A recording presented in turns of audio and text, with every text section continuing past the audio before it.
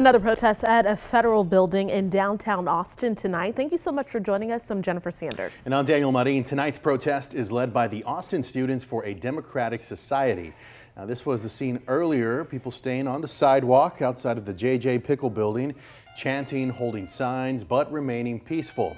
Some, as you see, brought instruments. Others were wearing masks. And protest organizers said the goal was to, quote, denounce ICE's ongoing role in tearing apart families and terrorizing immigrant communities in Austin and beyond, in solidarity with those fighting for their rights in L.A., end quote. KXAN's Grace Reeder is there again live for us tonight. So, Grace, what are you seeing? Well, the couple dozen protesters that were here today have now long since cleared out. They were across the street this time instead of directly in front of the federal building because, as you can see, the Austin Police Department has blocked off this sidewalk here. And these barricades that are on the street are new today. When we got here around 6 o'clock, the Austin Fire Department was filling these up with water. It's just the latest iteration of ways that public safety departments have worked to keep this building safe amid protests.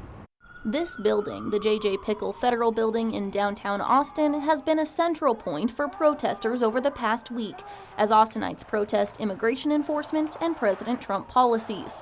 KXAN has reported the building has been used as an ICE detention facility. During last Monday's anti-ICE protest a week ago, protesters stopped at this building multiple times. Some smashed a door and vandalized the exterior. DPS troopers later used tear gas to move people away from the building. There was also a group of protesters who showed up at the federal building on Saturday, a little less than an hour after the No Kings protest ended at the state capitol. But a much different law enforcement presence this time. Law enforcement did not allow people to walk up to the building or even walk down this street, holding them at 8th and San Jacinto on Saturday. This is the Austin Police Department. Move out of the roadway and onto the sidewalk. After about a half an hour of APD telling people to move out of the road near this building, protesters started marching again, and that weekend march eventually fizzled out.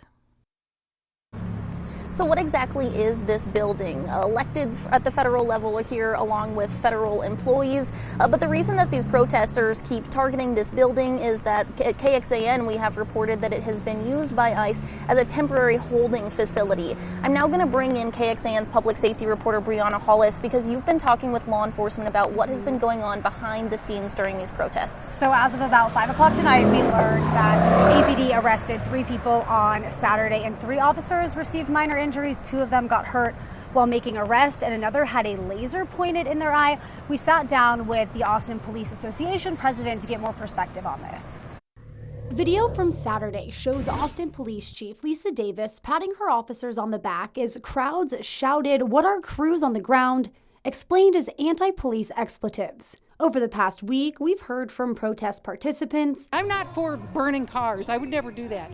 But I understand the anger. Including some who got arrested. I have very deep sense of justice. And we've covered press conferences from APD and city leaders. Now, Austin Police Association President Michael Bullock brings us one step closer to what Monday and Saturday's events were like for police. Monday was a chaotic day. Officers were having a lot of things thrown at them. Officers were dealing with some very agitated individuals that were intent on committing crime and vandalism. APD and DPS arrested a total of 13 people Monday. 2 of them have since had their charges dropped, and in 2 cases, charges were lowered to the equivalent of a traffic ticket. On Saturday, police arrested 3 people. The charges: obstructing a highway or passageway and evading arrest. However, the event as a whole was a much different tone. There was an organized part that happened at the Capitol.